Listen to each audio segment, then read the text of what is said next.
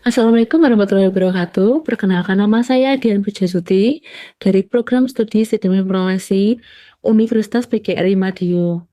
Dalam video ini, saya akan menjelaskan tentang manajemen risiko berdasarkan standar ISO 31010-2016, khususnya penjelasan dari gambar 1 yang menggambarkan proses penilaian risiko.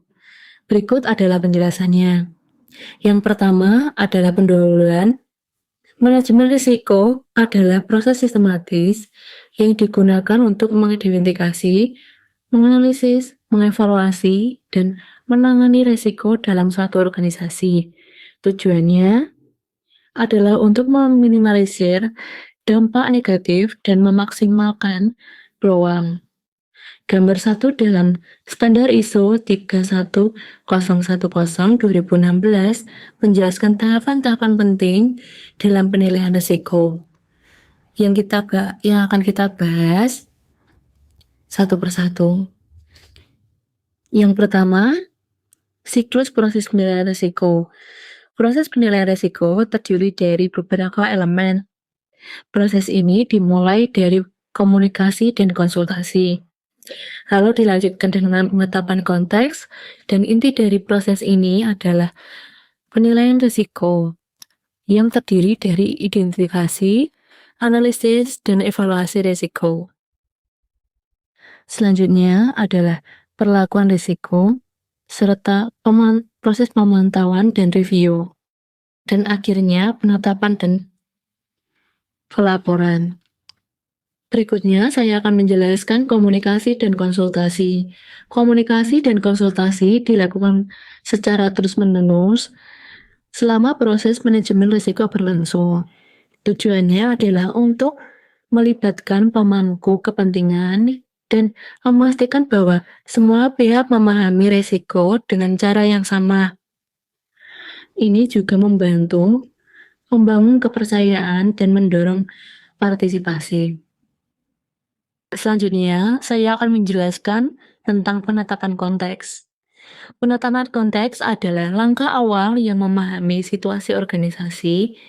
Pada tahap ini, kita akan menentukan ruang lingkup, batasan, serta lingkungan eksternal dan internal organisasi.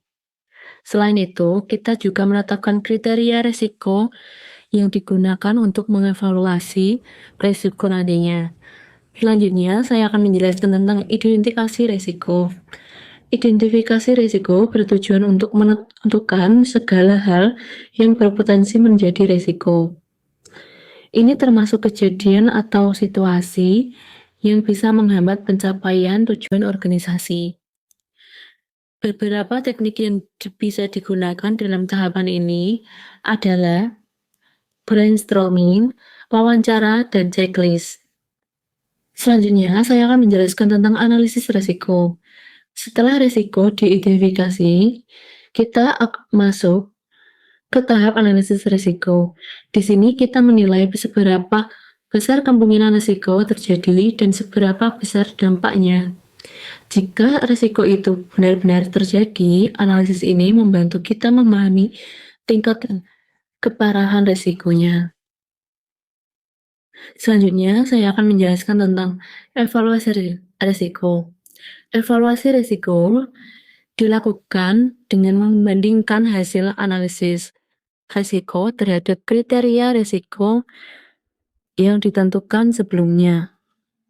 Tujuannya adalah untuk menentukan risiko mana yang memerlukan tindakan dan mana yang dapat diterima apa adanya. Selanjutnya, saya akan menjelaskan tentang perlakuan risiko.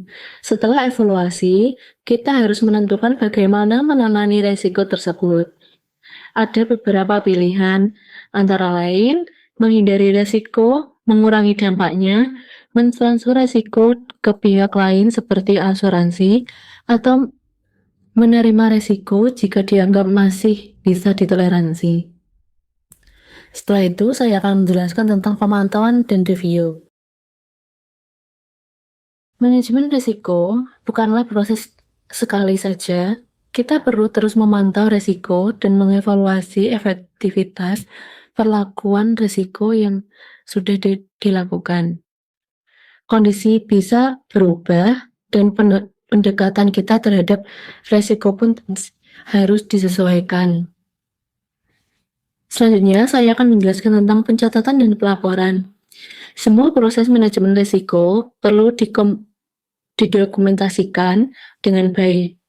Ini penting untuk keperluan audit, pembelajaran di masa depan, serta sebagai bentuk pertanggungjawaban organisasi terhadap pihak terkait.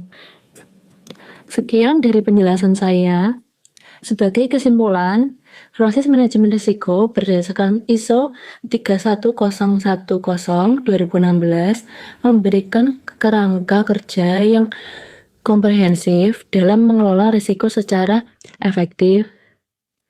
Dengan memahami dan menerapkan setiap tahapannya, organisasi dapat membuat keputusan yang lebih baik dalam menghadapi ketidakpastian. Terima kasih telah menyimak video ini. Semoga bermanfaat. Sampai jumpa di kesempatan berikutnya. Wassalamualaikum warahmatullahi wabarakatuh.